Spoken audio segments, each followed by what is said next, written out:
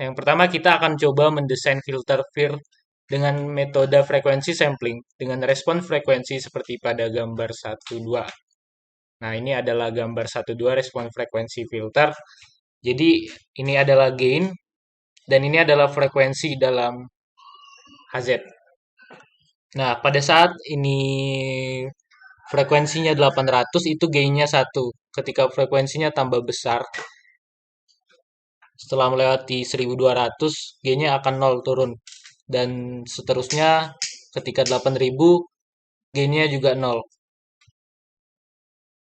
Dan ketika lebih dari 8000, gainnya juga akan tetap 0. Jadi kurang dari 800 bisa dibilang 1 dan lebih dari 8000 gainnya itu 0. Nah, di sini kita akan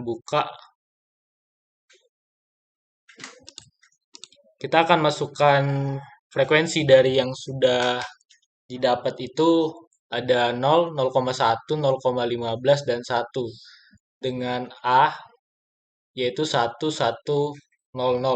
Ini didapat dari rumus program yang ada pada MATLAB.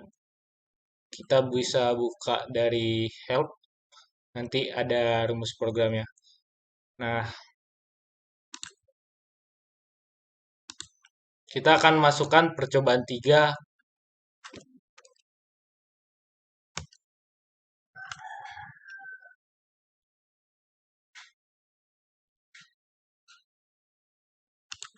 Percobaan 3 yang pertama itu rancang filter di atas.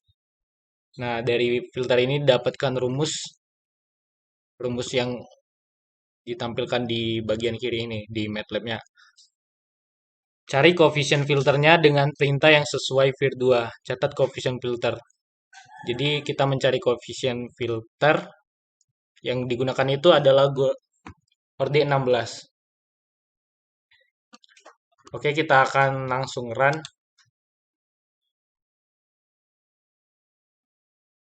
Nah, kita akan melihat dua buah grafik. Yang pertama, magnitude terhadap normalis frekuensi. Dan yang grafik yang kedua yaitu phase dengan normalis frekuensi. Ini bentuk grafiknya hampir sama ya. Cuman yang di atas ini dia kayak gelombangnya tidak kaku seperti yang di bawah. Jadi ada normalis frekuensi dalam radian per sampel yaitu 0,1, 0,2, 0,3 sampai 0,9 bisa kita zoom nih. Kemudian ada magnitude jadi magnitude-nya itu dalam desibel di bawah 0. Minus sumbu Y-nya minus 50 sampai minus 100.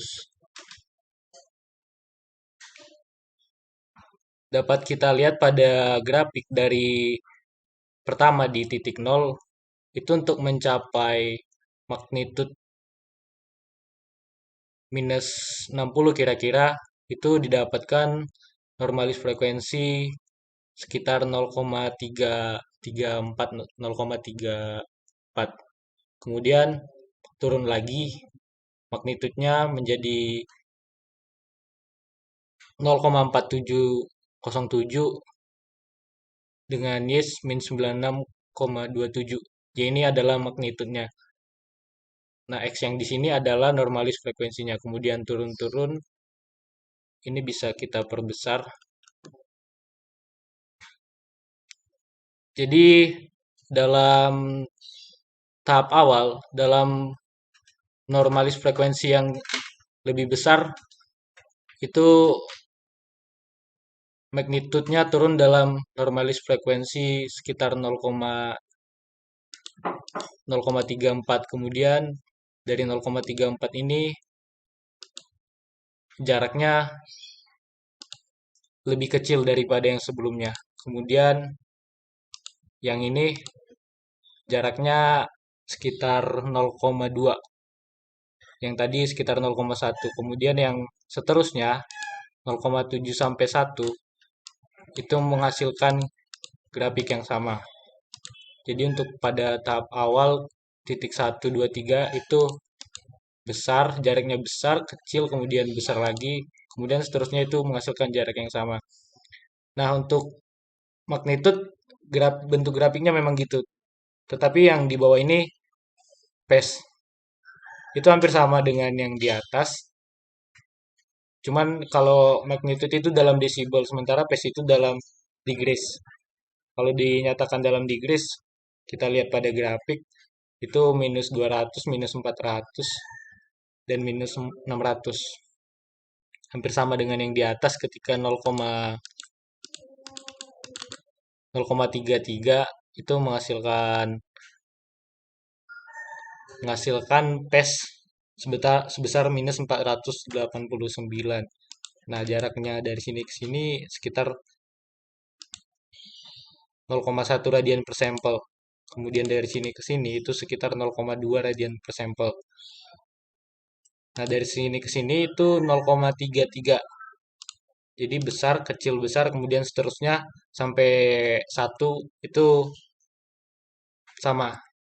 Nah, kita akan lanjut ke tahap yang kedua, yaitu lihat frekuensi respon filter dengan perintah frec_z, gambarkan hasilnya. Lakukan untuk orde lebih besar, misalnya 128. Bandingkan dengan hasil sebelumnya. Jadi di sini kita disuruh mencari orde yang lebih besar dari 16, bebas. Semakin besar, maka akan semakin kelihatan perbedaannya. Kali ini kita akan pakai orde 6, orde 50 aja. Oke, orde 50. Kita close dulu.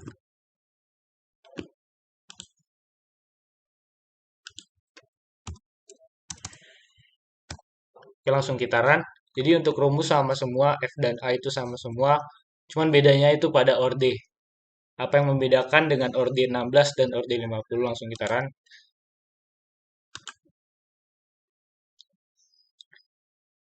Jadi sangat kelihatan perbedaan ordenya. Ini yang kita masukin 16.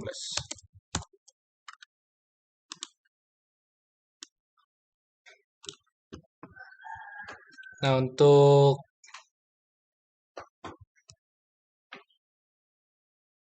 yang di tadi itu lebih jarang ya gelombangnya. Dia jarak antar gelombang itu lebih jauh untuk peradian per sampelnya. Nah, untuk yang 50 itu jaraknya lebih rapat. Jadi dalam 0,2 radian per sampel itu bisa magnitude-nya bisa turun dari 0 desibel menjadi minus 77 desibel.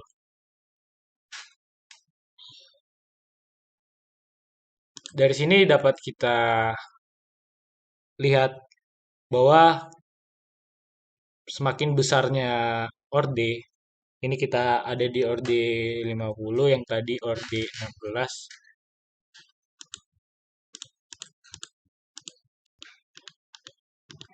Itu akan mempercepat besarnya normalis frekuensi. Tadi di 0,34 itu baru mencapai titik pertama. Nah, di sini itu mencapai titik pertama itu sekitar 0,2051. Ini hampir mirip ya, 0,251 juga. Di titik yang kedua ini pada X 0,625, Y min 98. Coba yang ini, 16.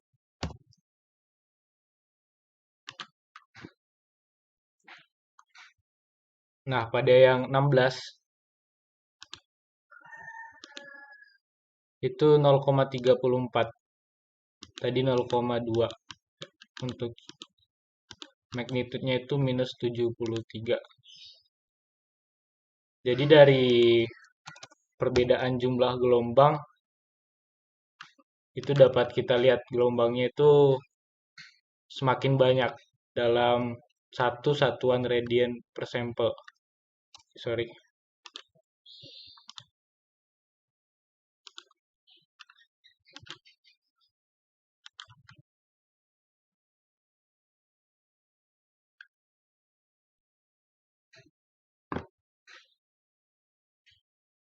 Ini frekuensinya, artinya frekuensinya semakin besar jumlah gelombang dalam satu satuan radian per sampel itu semakin banyak, frekuensinya semakin besar.